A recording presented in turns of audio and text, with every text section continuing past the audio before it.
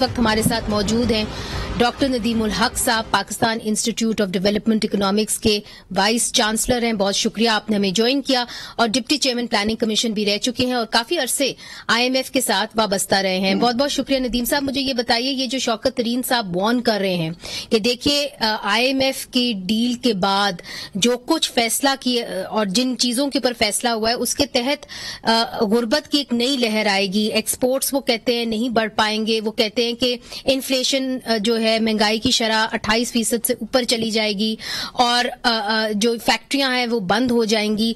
आपकी क्या असेसमेंट है? उम्मीद भी देखिए, बात सिंपल है कि पॉलिटिकल ये तकरीर से हमें निकल जाना चाहिए। दोनों पार्टीज कोशिश कर रही है इकोनॉमिक्स को पॉलिटिक्स में तब्दील कर दिया जाए। इकोनॉमिक्स पॉलिटिक्स नहीं है। इकोनॉमिक्स में बड़ी शराइत हैं जो कि कुदरत की तरफ से, जैसे ग्रेविटी है वो कुदरत की तरफ से है। हमने इस मुल्क में बहुत ज्यादा शोर मचाया हुआ है। दोनों पार्टियां रुक जाएं, दोनों पार्टियां ना इकोनॉमिक फोरकास्टिंग कर सकती हैं, ना इकोनॉमिक एनालिसिस कर सकती हैं, क्योंकि इंडिविजुअल्स हैं। इकोनॉमिक फोरकास्टिंग एनालिसिस के लिए आपको इदारे चाहिए, ऑर्गेनाइजेशंस चाहिए, जैसे PID है, जैसे और इदारे हैं। आप बैठ के तहकीक पे बात करें, जैसे अमेरिका में होता है। पॉलिटिशियंस नहीं, मगर कता कलामी माफ डॉक्टर साहब, इस वक्त तो नहीं है ना ये सब कुछ। तो मुझे ये आप अपनी असेसमेंट दीजिए कि लोग ये एक तासुर है, सही है या गलत है, कि जब IMF प्रोग्राम के अंदर पाकिस्तान आता है तो महंगाई जो है उसके अंदर इजाफा होता है।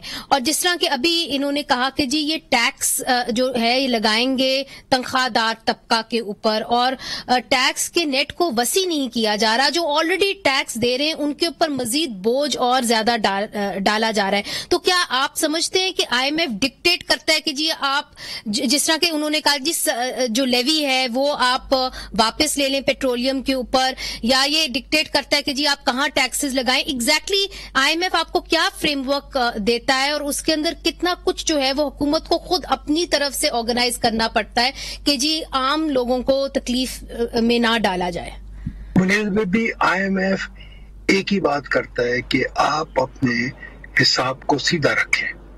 अगर आप खसारे कर रहे हैं उनको खत्म करें, क्योंकि खसारे किसी न किसी को पैसे देने पड़ते हैं। तो वो पैसे अगर दुनिया नहीं देने को तैयार, आपके डोमेस्टिक लोग नहीं देने को तैयार, तो कहीं से आने हैं। तो IMF मोटी मोटी बात करता है कि आप अपना fiscal deficit, current account deficit खत्म करें। कैसे आपने खत्म करना है वो आपकी चॉइस होती है। फॉर एग्जाम्पल, अगर आप चाहें तो टैक्स अमीरों पर लगाएं, गरीबों पर लगाएं, आपकी मर्जी है। फॉर एग्जाम्पल, अगर सरकारी हुक्म वो मुलाजमीन की आप तनख्वाह 15% बढ़ा रहे हैं जी, आपका कसूर है। अगर आप चाहते हैं कि SROs नहीं खत्म करें, एग्जम्पशन ना खत्म करें, टैक्स एग्जम्पशन, तो आपका कसूर है। IMF सिर्फ ये कहता है कि भाई आपके खर्चे बहुत ज्यादा हैं, दुनिया आपको पैसे देने को तैयार नहीं, आप खर्चे भी कम करें या टैक्स बढ़ाएं। तो इसमें मगर जो एक तासुर है कि जी लेवीज जो हैं, जो कंसेशन दी जाती है, पेट्रोलियम के ऊपर सब्सिडीज दी जाती हैं, उसको रिवर्स किया जाए। क्या ये भी IMF की डिमांड होती है? इस निटी ग्रिटी तक वो जाती है? ये डिमांड बड़ी सिंपल है, पूरी दुनिया में ये डिमांड है और होनी भी चाहिए। क्या हमारे लोगों को मुफ्त गाड़ी में सैर करने की या मोटरसाइकिल पर सैर करने की इजाजत होनी चाहिए with subsidy? I think not. मैं भी पाकिस्तानी शहरी हूँ, मुझे पता है कि हमारे लोगों को लेवी के साथ पैसे देने हैं। अगर बरतानिया में पेट्रोल 5 पाउंड गैलन है तो यहाँ भी होना चाहिए। क्या बुरी बात है इसमें? ये सही बातें हैं, कोई बुरी बात नहीं है। अगर पेट्रोल पे आप पैसे जाया कर रहे हैं तो ना करें। अगर आप पैसे पानी पे प्राइस नहीं करते तो आप प्राइस करें, तो अच्छी बात है, ये बुरी बात तो नहीं है।